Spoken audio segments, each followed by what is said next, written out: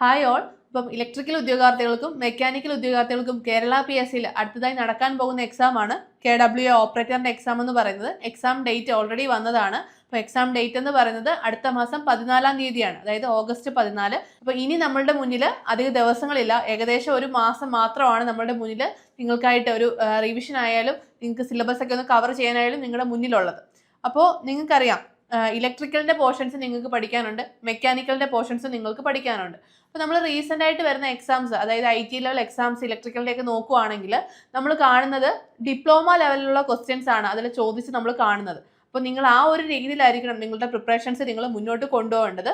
നിങ്ങൾക്ക് റീസെൻ്റ് ആയിട്ട് നടന്ന ITI ലെവൽ ഇലക്ട്രിക്കൽ എക്സാംസിന്റെ ക്വസ്റ്റ്യൻ പേപ്പേഴ്സ് ഒക്കെ നിങ്ങൾ നോക്കുക. അപ്പോൾ നിങ്ങൾക്ക് അതിൽ നിന്ന് മനസ്സിലാവും എത്രത്തോളം ഡെപ്ത് ഉള്ള ക്വസ്റ്റ്യൻസ് ആണ് വന്നിരിക്കുന്നത് എന്നുള്ളത്. അപ്പോൾ നിങ്ങൾ ആ ക്വസ്റ്റ്യൻസ് ഒക്കെ ഇപ്പം ഇതിലെ സെയിം മൊഡ്യൂൾസ് ഒക്കെ ആ എക്സാംസിൽ ചിലപ്പോൾ കാണും. അപ്പോൾ നിങ്ങൾക്ക് 1-2 മൊഡ്യൂൾ ആണെങ്കിലും ആ മൊഡ്യൂൾസിലെ ക്വസ്റ്റ്യൻസ് നിങ്ങൾ വർക്കൗട്ട് ചെയ്യുക. അപ്പോൾ ചിലപ്പോൾ നിങ്ങൾക്ക് ആ മൊഡ്യൂളിൽ നിന്ന് അതേ എക്സാമിന് ചോദിച്ചാൽ അതേ ക്വസ്റ്റ്യൻ ചിലപ്പോൾ ഇവിടെ വേണമെങ്കിൽ റിപ്പീറ്റ് ചെയ്യാം. ഇപ്പോൾ നമ്മൾ മെക്കാനിക്കലിന്റെ കേസ് നോക്കുവാണെങ്കിൽ ഇപ്പോൾ മൊഡ്യൂൾ 9 പമ്പ്സ്, അത് മറ്റ് എക്സാം, അതായത് KWയുടെ ഓവർസിയർ ഗ്രേഡ് 2-ലൊക്കെ ഈ സെയിം ടോപ്പിക്കുകൾ കവറായി പോകുന്നതാണ്. അപ്പോൾ നിങ്ങൾക്ക് അതിനൊക്കെ ചോദിച്ച പ്രീവിയസ് ഇയർ എക്സാംസിന്റെ ക്വസ്റ്റ്യൻസ് നിങ്ങൾ വർക്കൗട്ട് ചെയ്യുക.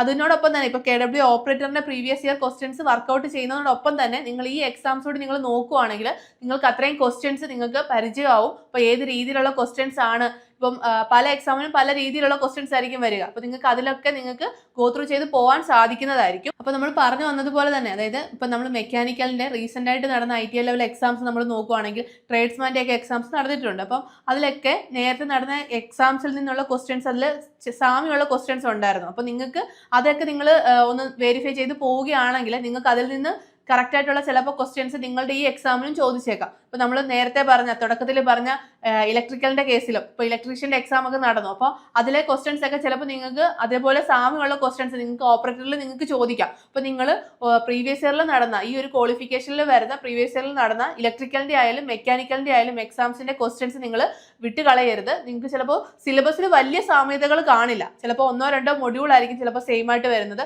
ആ ഒരു മൊഡ്യൂളിലെ ക്വസ്റ്റ്യൻസ് ആണെങ്കിൽ കൂടി നിങ്ങൾ അത് നോക്കി വർക്ക് ചെയ്ത് പോകാൻ വേണ്ടിയിട്ട് ശ്രമിക്കുക. സാമ്യമുള്ള ക്വസ്റ്റ്യൻസ് കിട്ടാനുള്ള ചാൻസസ് വളരെ കൂടുതലാണ്. ഇപ്പൊ റീസെന്റ് ആയിട്ട് വരുന്ന PSCയിലെ എക്സാംസ് എടുത്ത് നോക്കുവാണെങ്കിൽ നമ്മൾ അങ്ങനെ ഒരു സാധ്യതയാണ് നമ്മൾ കാണുന്നത്. അപ്പോൾ നിങ്ങൾ ആ ഒരു സാധ്യത നിങ്ങളുടെ റാങ്ക് ലിസ്റ്റിലേക്ക് നിങ്ങൾക്ക് എത്താൻ പറ്റുന്ന ഒന്നാണ്. അപ്പോൾ നിങ്ങൾ അത് വിട്ട് കളയാതിരിക്കുക. അപ്പോൾ നിങ്ങൾക്ക് ഈ ഒരു സിലബസിൽ ഇപ്പം നമ്മൾ ഈ പറഞ്ഞ ഇനി 30 ദിവസം കൊണ്ട് നിങ്ങൾക്ക് ഇനി ഈ സിലബസിൽ എന്തൊക്കെ നിങ്ങൾ ഇമ്പോർട്ടൻ്റ് ആയിട്ട് നോക്കണം, ഏതൊക്കെ ഏരിയാസ് കൂടുതൽ ഫോക്കസ് കൊടുക്കണം, അങ്ങനെ തുടങ്ങി ഒരുപാട് ഡൗട്ട്സ് ഉണ്ടാവും. അപ്പോൾ നിങ്ങൾക്ക് നിങ്ങളുടെ ഈ ഡൗട്ട്സ് ഒക്കെ ക്ലിയർ ചെയ്യാനായിട്ട് നമ്മുടെ ഒരു ഫാക്കൽറ്റി തന്നെ നിങ്ങളോട് നേരിട്ട് നിങ്ങളുടെ ഡൗട്ട്സ് ക്ലിയർ ചെയ്യുന്നതായിരിക്കും. അതിനായിട്ട് നമുക്കൊരു ഫ്രീ വെബിനാർ നമ്മൾ കണ്ടക്ട് ചെയ്യുകയാണ്.